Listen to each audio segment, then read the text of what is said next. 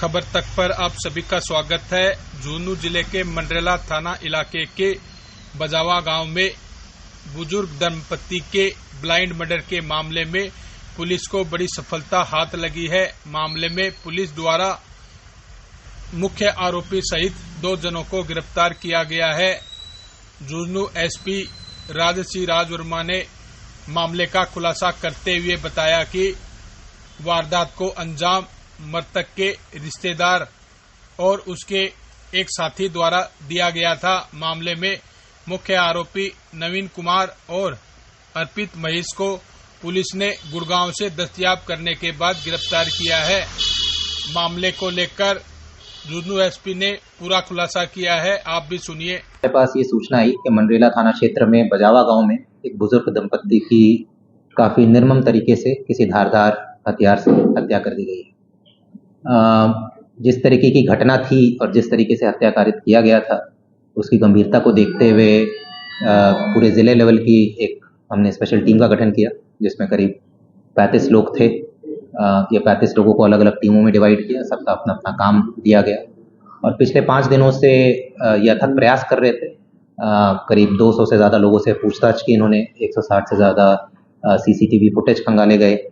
साथ ही साथ जो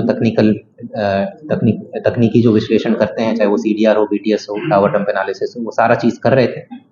और इन सारे प्रयासों के परिणाम स्वरूप आज हमने 2 जो मुख्य आरोपी हैं इस घटनाक्रम में, उनको हमने गिरफ्तार किया है।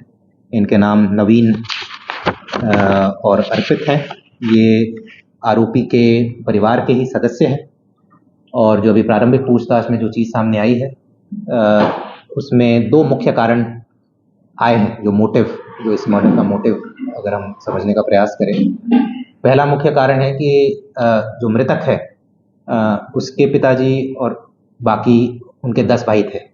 तो इनके ज़मीन के बंटवारे को लेकर पिछले कुछ वर्षों पहले ज़मीन का बंटवारा हुआ था और ये जो आरोपी का परिवार है, इनको लगा था कि भाई इनके साथ न्याय नहीं हुआ है और इनको जिस तरीके से बंटवारा में ज़मीन मिलना चाहिए था वो नहीं मिला है।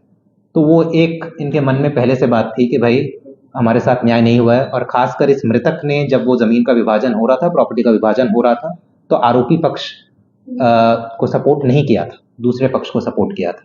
तो इसीलिए इनके मन में मृतक के प्रति एक गुस्सा था। इसके अलावा एक और चीज़ जो सामने आई है प्रारंभिक पूछताछ में, जो मुख्य आरोपी है वो मृतक के घर पर रहता था और उनके काम में हाथ बटाता था। मृतक का जो बेटा है उसके दुकान थी, उसमें भी ये काम करता था, बीच बीच में हाथ बटाता था।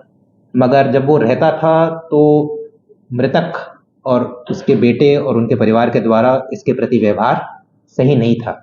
बहुत बार इसे धुतकार दिया जाता था या इसकी बेइज्जती करते थे, इसे नीचा दिखाया जाता था, जिसकी वजह से इसके मन में एक अंदर से काफ़ी नफरत पैदा हो गई मृतक और उसके परिवार के प्रति। तो ये काफ़ी दिनों से ये प्लान कर रहा था कि एक तो जो ज़मीन संबंधित जो विवाद था और जो प्रॉपर्टी का विभाजन था, उसमें भी हमारे साथ अन्याय हुआ, उसमें भी मृतक ने हमारा सपोर्ट नहीं किया और साथ ही साथ मृतक और उनकी वाइफ और जो उनका बेटा है, उनका बर्ताव भी मेरे प्रति अच्छा नहीं था। तो ये दोनों मोटिव को ध्यान में रखते हुए काफ़ी दिनों से ये प्लानिंग कर रहा था कि एक तो मृतक और उनके पत्नी को मारना है, साथ ही साथ इसका इरादा उसके बेटे को भी मारने का था।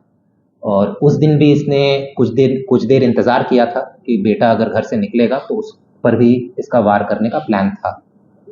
कुछ महीनों से कर रहा था, पर फाइनली अभी 30 तारीख की रात को ये अपने एक सहयोगी के साथ यहाँ आया और इस घटना को अंजाम दिया। गिरफ्तारी गुड़गांव से किया है। ये पिछले 1.5 साल से गुड़गांव में ही डिलीवरी बॉय की नौकरी कर रहा था और ये घटना कारित करने के बाद वापस गुड़गांव चला गया। इसमें अभी फिलहाल हमने एक बाइक जब्त की है जो कि मृतक के पुत्र का था और ये घटना करने के बाद अपने साथ गुड़गांव ले गया था, छिपाया हुआ था कहीं पर। साथ ही साथ अभी प्रारंभिक पूछताछ में जो हथियार का इस्तेमाल हुआ है उसके बारे में खुलासा हो गया है। अभी जब्ती